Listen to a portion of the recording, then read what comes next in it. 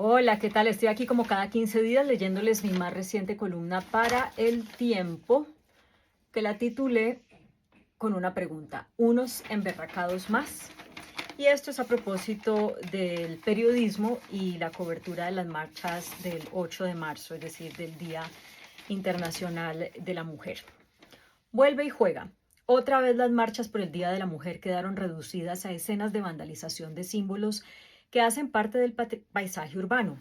Uno político, como el busto de Luis Carlos Galán, otro artístico, como la escultura de Fernando Botero. Y no es que a mí me gusten esas manifestaciones, al contrario, creo que hacen mucho daño justamente porque desvían la atención y sirven en bandeja de plata el insumo para que las personas antiderechos o las hastiadas con tanta igualdad, lo puse entre comillas, o las desinformadas o indiferentes sobre las causas de las inequidades, alimenten sus narrativas estigmatizantes sobre las mujeres y nuestras demandas. Violentas, incontrolables, histéricas o feminazis, nos dicen cuando, usando como prueba las mencionadas imágenes. No me dirigiría a las feministas que practican esas formas de lucha, quienes eufemísticamente llaman intervenciones a lo que son hechos violentos que ofenden la memoria del país y atacan el patrimonio de la ciudad. Pienso que algunas de ellas, ojo, algunas, son sectarias y por ende no hay manera de tener una conversación constructiva ni de llegar a acuerdos. Además, sus argumentos sobre la paternidad oculta del líder asesinado como justificación de su accionar violento se quedan cortos frente a lo que evidentemente tuvo muy poco de reivindicación de los derechos de mujeres humildes, como aquella con la que Luis Carlos Galán tuvo un hijo que por años no llevó su apellido, y en cambio tuvo mucho de ataque político al actual alcalde, también hijo del líder asesinado. Me referiré entonces a mis colegas de los medios de comunicación y a los y las ciudadanas cuyo impulso primario ante dichas manifestaciones es proscribir el feminismo. Empiezo por recordar que no hay un feminismo, sino varios feminismos. Entonces, al decidir darle la mayor cobertura o atención a un feminismo que se expresa violentamente, se está escogiendo arbitraria y deliberadamente tomar partido. Es como si ante una contienda electoral se decidiera cubrir solamente uno de los grupos políticos y además solo lo que el periodista considera reprochable de dicho grupo. No conozco cuál es el feminismo que practican las mujeres que grafitearon y que quemaron los mencionados símbolos. Quizás sea el feminismo anarquista, que como cualquier movimiento anarquista se basa en el no reconocimiento del orden establecido, llámese Estado, sistema económico, etc. Con esa premisa justifican el ataque a cualquier cosa que represente o evoque dichos poderes.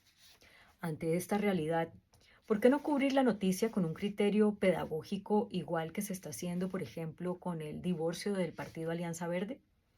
Dirán que porque hay actos violentos de por medio, y sí, pero pienso que el conflicto armado nos dejó como enseñanza que el rol del periodismo ante la violencia debe ir más allá de registrar hechos y de contar muertos. ¿Qué tal aplicar a la cobertura de las manifestaciones feministas algo semejante a los criterios con los que en su momento se decidió poner en blanco y negro las imágenes de cuerpos sin vida o generar coberturas especiales que dieran cuenta de las causas y consecuencias del conflicto? La información sobre las inequidades de género está al alcance de un clic, con suficiente sustento y profundidad como para ofrecérsela a la opinión pública de manera que quienes se sienten indignados por las esculturas violentadas puedan tener al mismo tiempo el contexto que les permita entender las razones de dichos actos sin que por esto se les invite a justificarlos ni aceptarlos. Desafortunadamente, 3 feminicidios diarios, brecha de ingresos de 17,1% y de participación laboral de 23% de las mujeres respecto a los hombres son datos menos dicientes que una escultura violentada, porque a ratos quienes estamos en los medios nos olvidamos de que debemos hacer periodismo en vez de ser unos emberracados más. Bueno, pues muchas gracias, como siempre, por escucharme, por ver esta lectura de la columna, por leerla. Y bueno, evidentemente es una crítica al periodismo, que obviamente lo conozco muy bien porque llevo casi 30 años siendo periodista y viví en su momento, digamos, el cambio en la forma como se cubrió el conflicto armado. Me tocó en su momento alguien que, por ejemplo, decía, súbale el audio, ¿no? A las niñas gritando después de que las liberaron de ser reclutadas, por poner solamente un ejemplo. Y eso lo que hacía era pues darle a la opinión pública un montón de información descontextualizada. Simplemente se registraba el grito, el momento del azar, el momento de la tragedia, del dolor, pero en esa época no se hacía tanto contexto como sí se hizo después, y se tomaron decisiones también para, por respeto a las víctimas y por respeto a la audiencia, pues no mostrar cuerpos sin vida, desmembrados, este tipo de cosas así. Y yo creo que eso fue positivo. No es que estemos pues, digamos, los non plus ultra cubriendo el conflicto de la manera más ética en todos los medios. Creo que hay medios que lo hacen muy bien. Pero creo que de ahí puede salir el ejemplo de cómo cubrir, en este caso, las manifestaciones feministas, pero en general las manifestaciones, porque cuando la gente se manifiesta, y yo he sido crítica de las manifestaciones que bloquean, que usan medidas violentas, que dañan el patrimonio, siempre lo he sido, y por eso también me han criticado mucho. Me mandaron a decir que si era que yo quería que la gente marchara por el andén eh, en su momento. Entonces yo he sido crítica de eso, pero eso no quiere decir que crea que la cobertura noticiosa tiene que enfocarse primordialmente en eso, porque como periodistas tenemos una responsabilidad de darle a la gente que está todo el día en sus trabajos, en sus actividades, eh, darle a la gente en un tiempo corto, que es lo que la gente dedica a informarse, un contexto lo más amplio posible. Y si definitivamente la noticia se vuelve, como se está volviendo cada vez, la escultura grafiteada, la iglesia violentada, la mujer sin brasier, y este tipo de cosas, pues creo que no estamos haciendo nuestro trabajo, porque hay unas inequidades muy grandes todavía a pesar de todo lo que se ha avanzado. Y en este momento específicamente están siendo amenazados los derechos que se han alcanzado gracias a la lucha de las mujeres.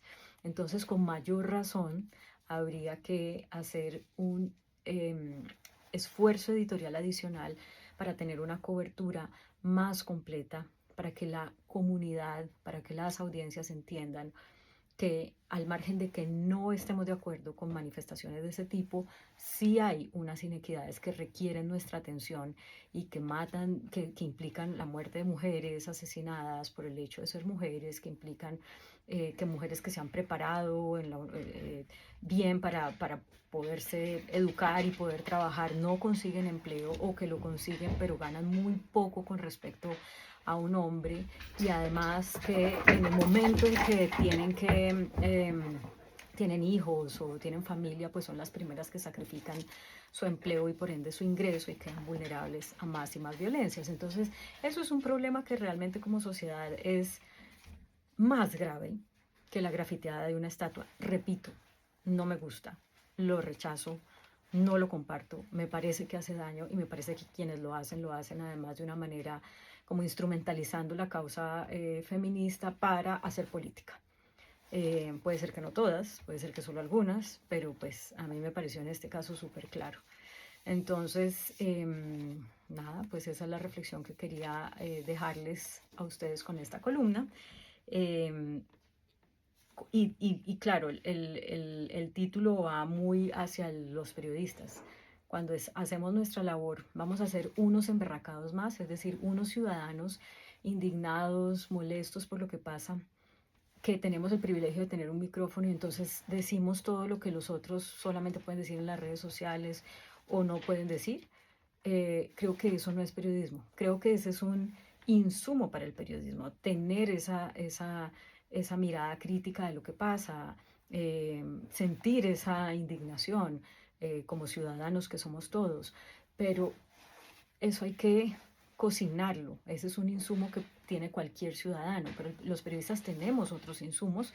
Ese es uno válido, pero luego entonces hay que contrastar, hay que analizar, hay que contextualizar, y me parece que varios medios, no todos, no lo están haciendo.